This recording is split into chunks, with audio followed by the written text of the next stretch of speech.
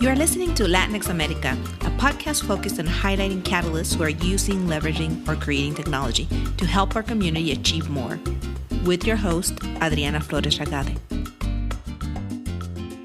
Today's guest is someone whom I have gotten to know over the past couple of years through her work at GreatSchools. Pascale Small is a public affairs professional focusing on Hispanic outreach.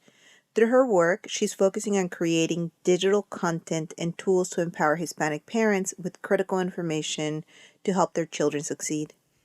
As a parent, I relied on the GreatSchools platform to help me determine critical information for my own children's schooling. Also, as we have heard during our past conversations with guests, a good education has been critical in their success. So in addition to interviewing guests with powerful stories and their journey into tech, I will continue to highlight organizations that are helping increase access for Hispanic families, such as GreatSchools. I have been fortunate to partner with this organization over the years, and I would like to give them credit for what they are doing to not only empower parents with information, but also for making this information digestible and accessible for all parents. So it's really a pleasure to have Pascale join us to share more about what they're doing. Pascale, thank you for joining us today. Let's start by learning about your personal journey and how you got to where you are today.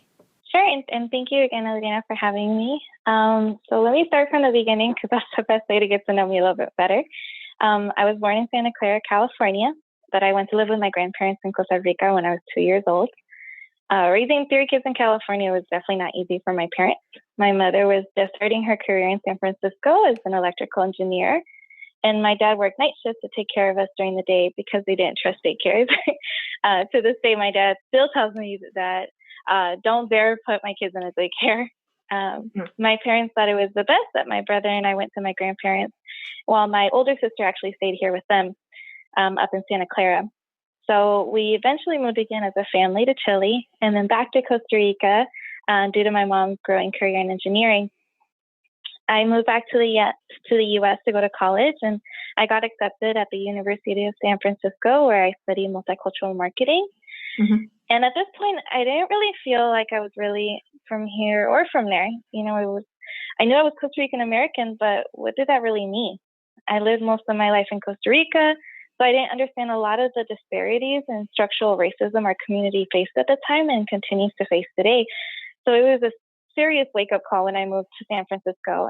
And I also really miss my family in Costa Rica, and I still do. But I found my village through Latinas Unidas. They're a group of amazing women that were really empowering. I mean, it was great. Our group allowed us to celebrate different communities of Latin American heritage, and we really got involved in our community. We would go volunteer at schools and read to children, as well as do peaceful protests when it came to different topics. And shortly after graduating and working at some for-profit, I really actually found my passion and purpose working within the nonprofit sector. So at that point, where I am today, I'm now the Public Affairs and Hispanic Outreach Manager for GreatSchools.org, and I help develop and execute the organization's strategic plan and vision to really reach, engage, and empower our community. I'm blessed. I'm more than lucky to have found a career that really allows me to give something back and improve our community in a meaningful way. Thank you, Pascale. Let's talk a bit more about GreatSchools. How does your work meet the needs of the community, and can anyone have access to this type of information? So GreatSchools.org, they're a national nonprofit that gives parents essential information they need to find the right school for their child, support their child's education at home, and to take action to improve schools in the community. We have over 270,000 profiles of K through 12 public, charter, and private schools across the country in both Spanish and English, with test score rating, graduation rate, course access, and other factors measuring into school quality and student success. We also have thousands of articles and videos, worksheets, and other tips and tricks to help parents support their children at home. So it's not just academic support, but it's also helping parents with social and emotional development as well. So really meeting the needs of parents. And anyone has access to this type of information because it's online, right? Right. In this digital age, this way parents can access this at any point, anytime, on their phones, desktop, iPad, and it's free. Well, that's a good thing to have resources for free. Are there any, type of digital pieces that you're creating to increase equity and access in schools that you would recommend? Right. Yeah. So the equity piece, not every student has equitable access to resources and tools to really get the education, that they deserve. So that really makes success a privilege to many instead of a right for all. And then there's a growing gap between parent hopes and expectations for their children's success in schools and to the reality of what they're actually achieving. So this disconnect provides like a false sense of achievement and security for parents and communities that are actually dealing with perception rather than dealing with data. So with our profiles, our reports, our parenting resources, we really provide parents with the data to determine the quality of their school based on how well it prepares all students for success. We help them also to take action to help improve educational opportunities for their children and to help choose the right school for their family and to take action to improve schools in the community. And so really, again, back to it's our profiles, it's our reports, it's our parenting resources. It's a big package to circle back. And it's not only for parents, even though that's our main audience, but advocacy groups working to mobilize parents also find the data that we have crucial to their work, as do policy leaders. So, for example, we offer on-the-ground organizers, education and civil rights advocacy groups, and researchers comprehensive school quality data reports and research that expose areas of adversity and highlight opportunity and success within our schools. It sounds like you're really spotlighting some of the things that go well, but then you're also helping the community understand where there could be some gaps. What are some other products or resources that GreatSchools offers that you think would be crucial to the success of students? So actually our free weekly grade-based K-12 newsletters, they're tailored to children's grade, and they actually help parents, grandparents, even teachers support their children's academic and social emotional development. So our research showed that when parents receive the grade-based newsletters, parent engagement improved, right? So we're closing the gaps then when parents are actually engaging with their schools and engaging at home. And about 88% of parents that received the grade-based newsletters reported that the information influenced their parenting and their interactions with their children at school. So also starting in January, they're going to be available in Spanish, and we're actually going to be partnering with local and national partners to get those amazing resources in the hands of parents. Well, that's great. So are you doing a lot of outreach to let people know about this? Yes. So it's all about local, right? Because if you're going to reach a community, you have to make sure that you reach them where they feel comfortable and where they are. So we are definitely reaching out to a lot of partners. Faith and Education. We're hoping to also work with Unidos Us to really reach parents on the ground level. So speaking of some of the partners that you're working with, are you working with key organizations that are actually leveraging digital content or that are doing great things to support or empower Spanish-speaking families? Yes, we are actually really lucky to have a great partner network that supports Spanish-speaking families through digital media. So some of those include Common Sense Media Latino, Data Quality Campaign, La Red Hispana, Learning Heroes, Y Mamás con Poder, which is Moms Rising, also in English. Mm-hmm. So these amazing organizations are really investing in our community through their work that ranges from data transparency or parent resources or mobilizing parents to take action. So we're really lucky to have such a great network. And do most of these organizations have bilingual resources for parents? And also, is this something that if someone is listening and they work for organizations that are serving the Latinx community, how can they become a partner? Right. Yes, they do. So a big priority for us is Spanish-speaking families. It's not an afterthought. And I have to be very clear for everyone listening. Mm-hmm. This community, my community, our community should never be an afterthought. Mm-hmm. So we do it right. We do it with native speakers that actually translate all of our content, our profiles, and our parenting resources. And so do our partners. Our partners have actual native speakers on staff, or they have native speakers that they contract to help them really make sure that we're reaching our parents in a way that they understand, and in the language of love that they are able to communicate with their child at home as well. So super important for us. It's a big priority to make sure that our families are able to understand the data and the content we're providing for them. And shedding light into what's happening by the use of data it's a very powerful way to, I think, bring about change in some cases. Would you Yep. agree? And I think that's why you guys are you're doing so much to bring things into light for us. Yes, it's with this digital age, data is very important for parents and for policymakers. We have this transparency of information. It's just going to help us.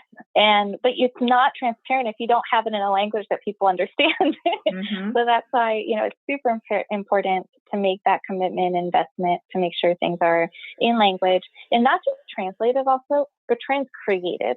There's a lot of data points that for our parents in English and in Spanish, it becomes really wonky. It's not terms they understand. And we want to make sure that our parents really understand things, that it's easy to digest and to use. And so in English and in Spanish, know what you're giving parents, make it easy for them to understand it and use it. And in Spanish, don't just do a word by word translation.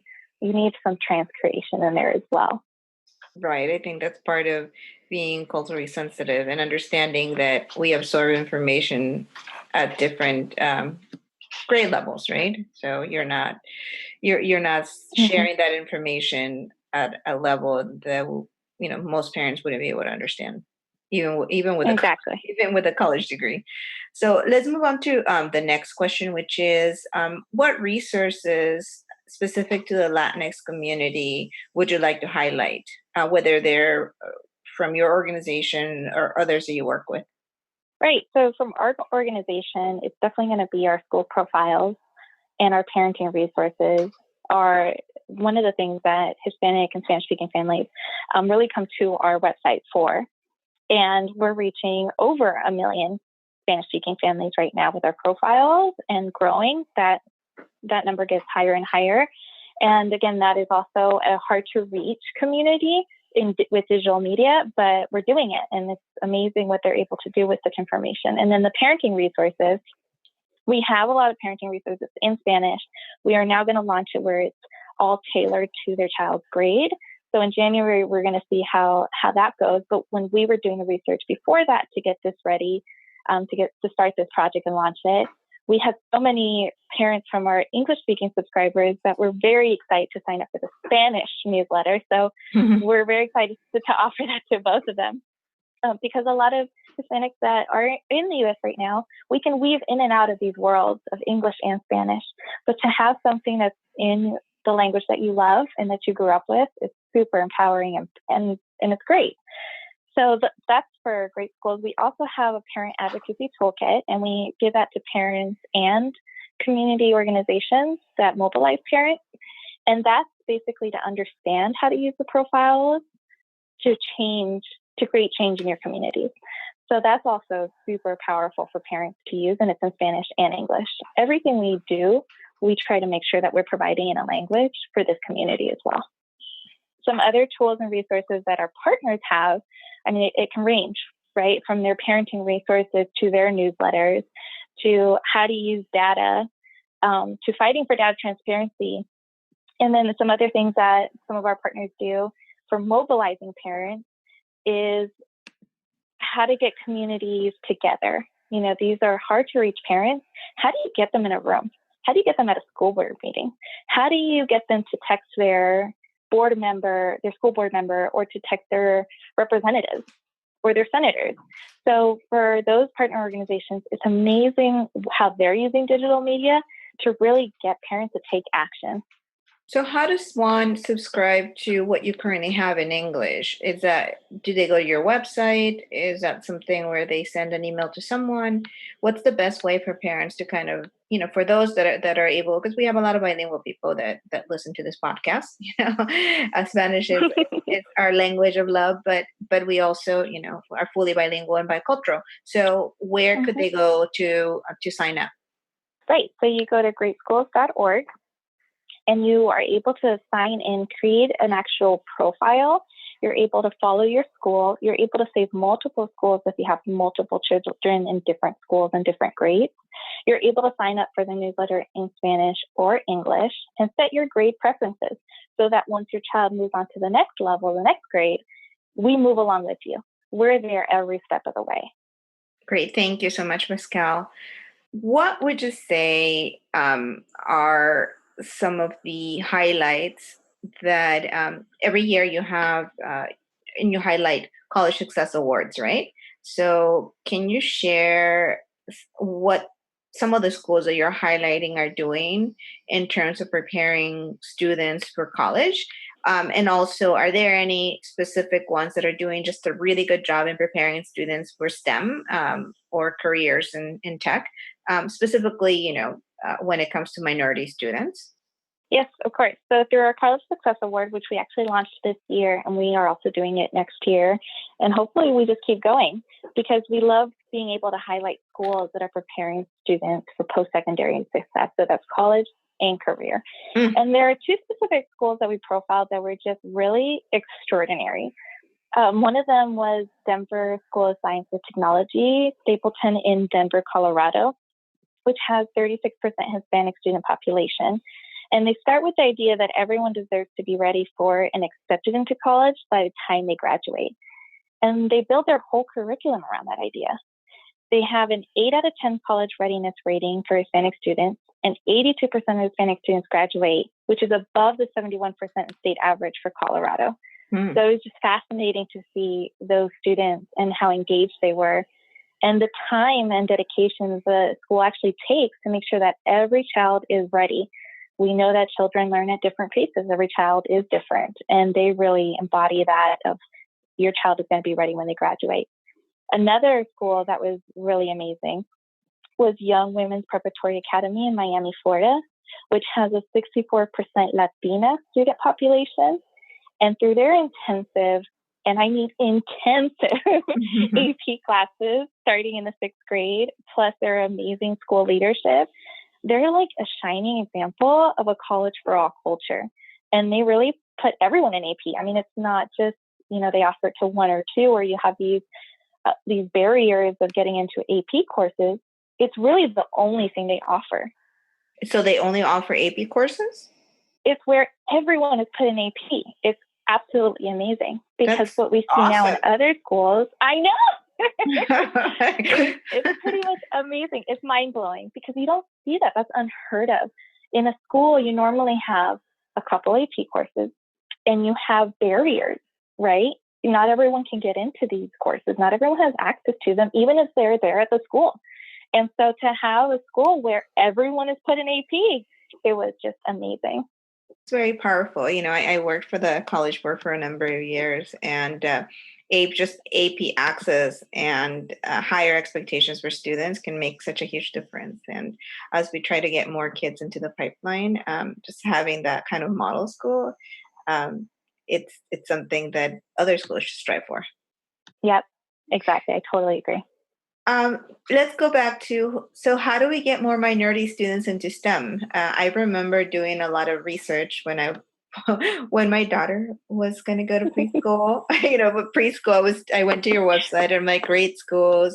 When we were purchasing our home, I went to your website trying to figure out what would be the best, best schools in the areas that we were considering. But for parents out there, how do you think we can get more underrepresented students into STEM? And maybe what are some of the efforts that your organization is doing to support this? Yeah, no, I totally agree. I feel that of what you're saying when you were looking at GreatSchools for your daughter, because I'm doing that for my Camila. She's only 2, but I'm already like, oh no, I have to make sure I pick a great school. API scores. I mean, you're looking exactly. at everything. I'm looking at it all, and we all want the best for our child. We want to make sure every opportunity is available to them, and to really, for STEM to solve this diversity problem and this lack of diversity in these programs. Let's start by making STEM and the grant courses available in every high school. you see on our profiles, there really are not that many schools that have advanced courses, and only 40% of schools teach computer science, for example. But 58% of all our jobs in STEM are in computer programming. It's that disconnect, it doesn't make sense. If a school does offer AP courses, you also encounter extraordinary entry barriers. You have to have a certain GPA. You have to get, 3 recommendations from a teacher just to take an advanced class.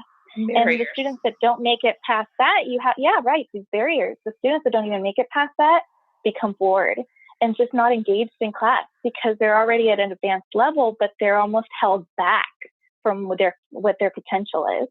So in our College Success Awards, one of our findings is that most of the winning schools removed those barriers to advanced classes, like I was saying, for young women's prep. So every student can take them. And once that investment has been made, like once AP is a norm, and minority students actually outperform their peers. So Black and Latinx students that try AP computer science in high school are 7 times more likely to major in it after graduation. The potential is there. These kids are ready to shine. Well, and as a community, we also have to promote STEM paths with our children, right? Studies have shown that parental attitudes and motivation at home towards math and science are actually linked to how kids perform and seek out STEM careers. It's really hard to get, these schools are seeing that it's hard to get children engaged and passionate about STEM if parents haven't already instilled a love for math, science, and technology. The minute you say at home, I hate math, I'm not really good at it. Your child is getting that. They're getting that seed, and they're like, oh, maybe I'm not good at math. Maybe I don't have a science brain. Maybe I don't like technology. They start seeing that. So what happens at home is also very important in terms of aspirations. I'm thinking of the data that you just mentioned that you guys offer. I mean, can someone take that information and maybe, go to their school district and to one of the school board meetings and show that information and let others know about what's happening or the inequities in their school district or their schools, and find a way to become advocates? Is that something that you encourage, especially because you're just making a lot of this information available? Right. No, we definitely encourage parents to use this data, and what we tell everybody is take it to your school. Talk to your school leaders and really form a partnership to better your school and your community. Go to your school board, go to your superintendent, show them the data. And we do have it available. You're able to compare schools. You're able to see one school compared to another. Why is it that my school doesn't have AP courses? Why is it that my child and our students in this school aren't outperforming in math and science? They're not even meeting the state average. And you're able to use that information and take it to your school leader and start asking questions. And that's where we also work with our advocacy partner organizations on the ground. And they really also mobilize parents. They take it to the next level. We provide the data, we do the training, but they take that individual story and make it a collective, because it's so much more powerful when we come together rather than one person going to the school leader and saying, my child. What about our children? What about our community?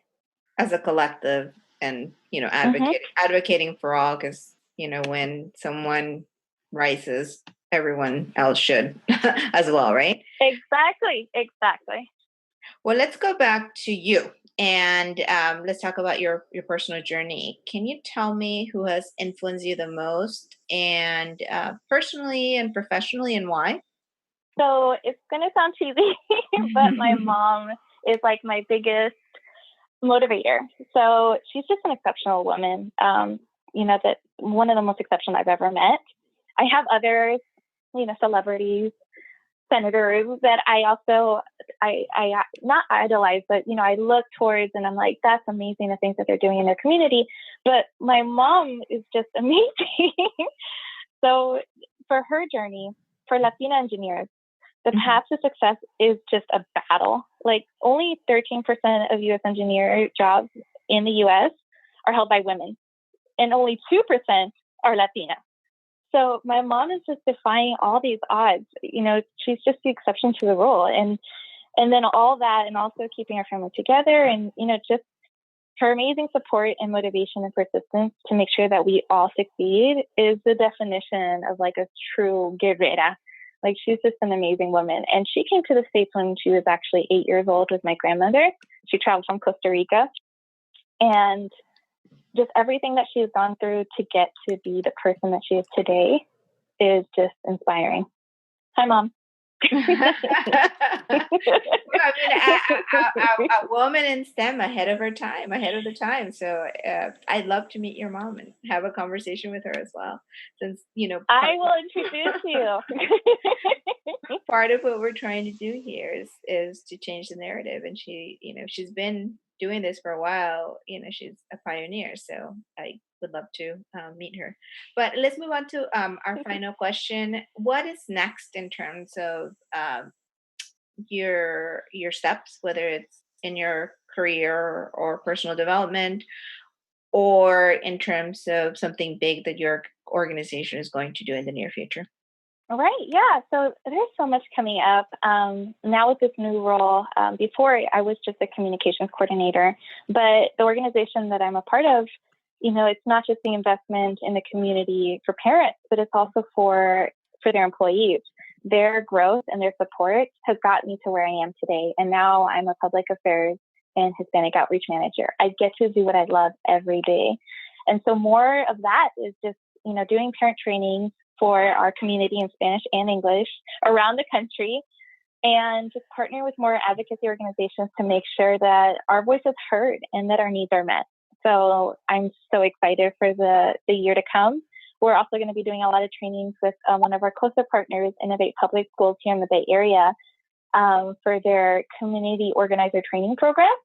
Mm-hmm. So I got accepted to that. And it's a 10-month program, but it's amazing because it really gives you the foundations of community organizing, so that when everything we do, we have parents in mind, and we have how are they going to use this when they're trying to mobilize in mind.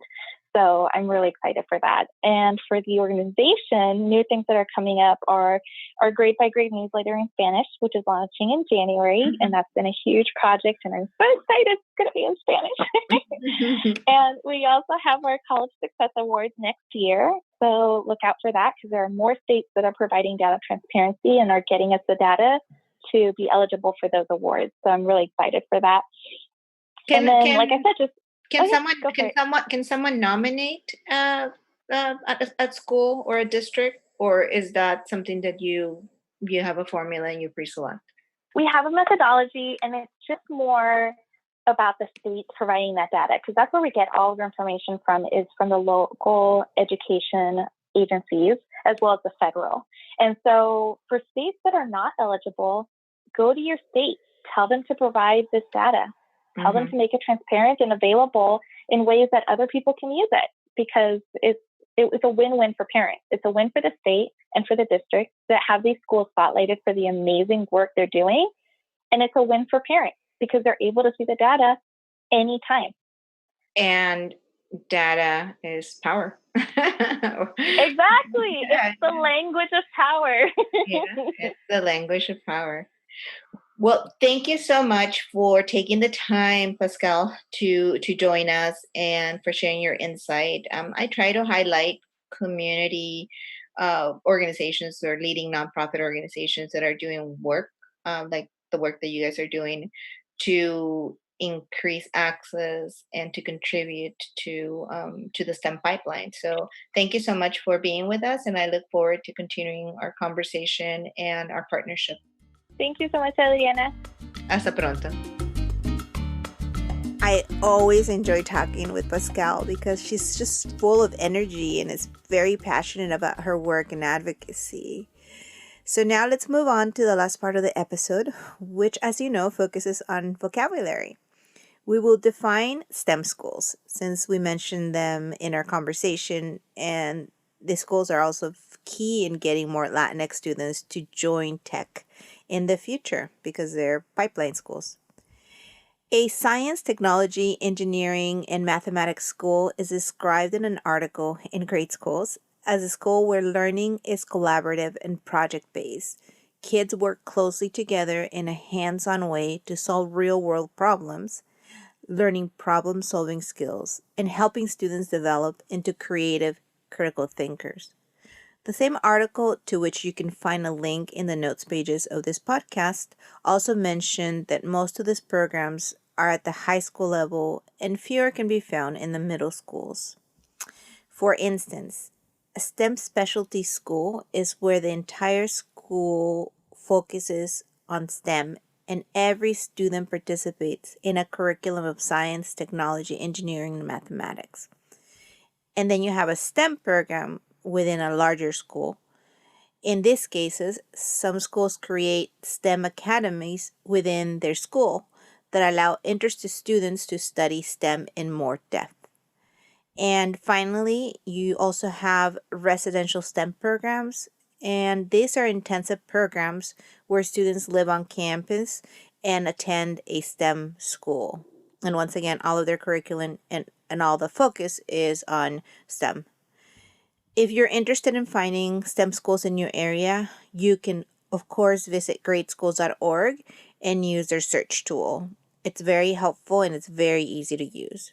Also, if you want to be in touch with Pascale, you can reach her through LinkedIn or other social media. She's very active on social media. And don't forget to be on the lookout for the Spanish newsletter that she mentioned, which will be launched towards the end of the year and the beginning of next year.